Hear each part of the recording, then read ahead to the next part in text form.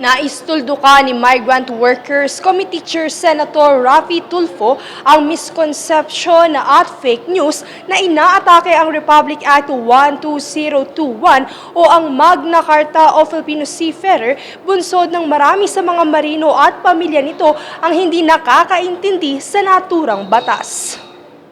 Ilan sa mga kumakalat na balita at impormasyon ay ang mababang kita umano ng sinumang seafarer. Ito ay dahil sa idinadaing na mula sa dating 80% na monthly basic salary kasama na rin ang fixed overtime pay sa allotment na matatanggap ng kanilang pamilya.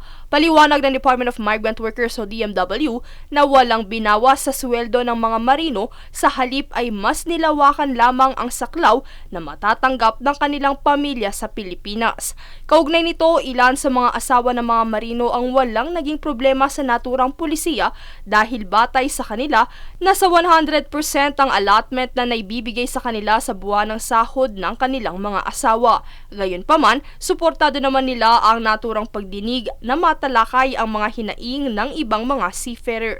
Sa pagpapatuloy ng pagdinig, ipinaliwanag ng mga ahensya na walang kinukuha ang gobyerno sa kinikita ng mga marino at tanging nais lamang nila ay iprioridad ang kapakanan ng kanilang pamilya sa Pilipinas. Ayon kay Kabayan Party List Representative Ron Salo, sa natitirang 20% na kanilang sahod, inalis na o hindi nakasama pa rito ang mandatory expenses gaya ng health at government contributions, kaya't may iwan sa kanilang panggastos para sa kanilang personal na ipon at gastusin. Isa pa sa mga isiniwalat sa pagdinig ay ang marami sa mga marino ay hindi alam na pwede nilang gawing alati ang kanilang sarili, ayon kay Arian Rocha, CFAM President. Ayon naman sa ilang resource person, marahil ay namamali lamang ng pagkakaintindi ang mga marino at pamilya dahil sa mali rin ang impormasyong kanilang natatanggap mula sa kanilang work agencies. It should be the manning agency's responsibilities. Paulit-ulit na sinasabi na rito, even Ma'am Rocha, si President ng Seafarers Family.